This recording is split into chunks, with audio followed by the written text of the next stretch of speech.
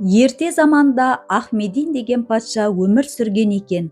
Ол өте әділ және көрегенді патша болған деседі.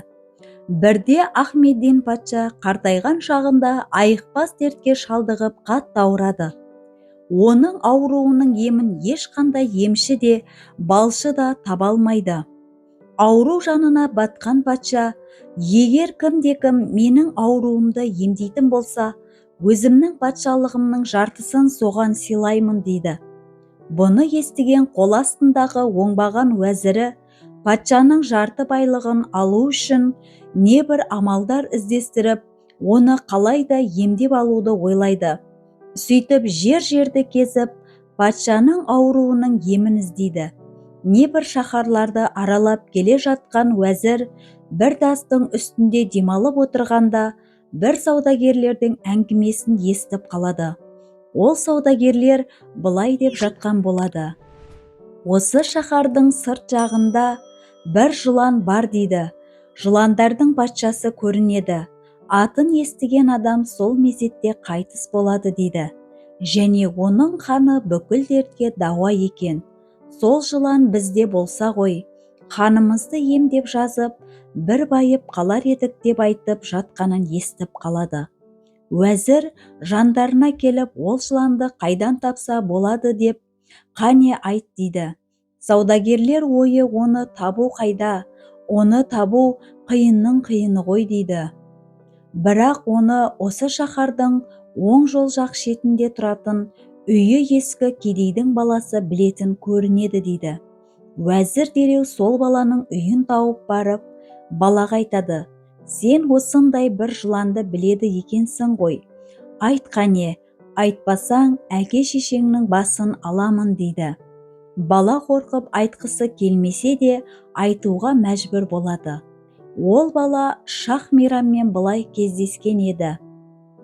Бала өзінің достарымен ойнап жүріп, шаһардың сыртынан алыс кетіп, адасып, сол Шах-Миранның үңгірінің алдына барып ұйықтап қалады. Оны көрген Шах-Миран баланы өлтірмекші болып жатқанда, бала оянып кетіп, мені өлтірмеші деп жалынады. Жылан баланы аяп кетіп өлтірмейді және оған мені көргеніңді ешкімге айтпа деп аманат қылып тапсырады. Бала келісіп, онымен алдағы уақытта кездескісі келетінін, үңгірге келіп жүргісі келетінін және дос болсақ деп өтініш айтады. Шах-Миран қуанып, оған өзінің шын атын айтады және де есімімен шақырса үңгірден лезде шығатынын айтады.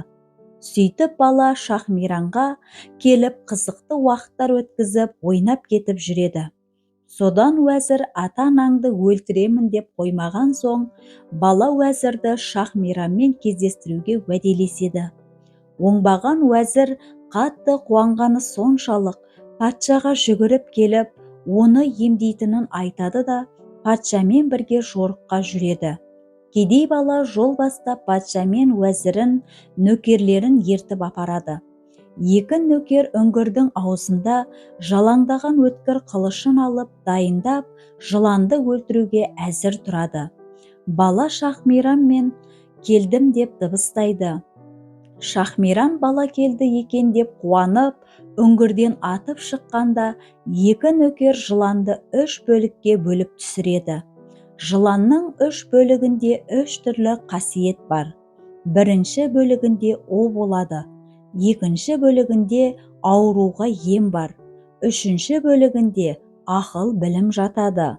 Бірінші бөлігін оңбаған уәзір шыдай алмай, ханын өзім ішем деп ішкен кезде бойына у тарап сол жерде мерт болады. Екінші бөлігін ханын патша ішіп бүкіл ауруынан жазылады.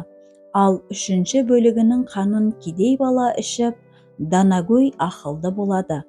Сөйтіп патша балаға рахметін айтып, өз уәдесінде тұрады. Шах-Миранның үңгірге оралмағанын білген басқа жыландар оны іздеуге шығады. Үңгірдің аузында өздерінің патшаларының өлі денесін көргенде, жыландар кім өлтірді екен деп әлі күнге дейін іздейтін көрінеді.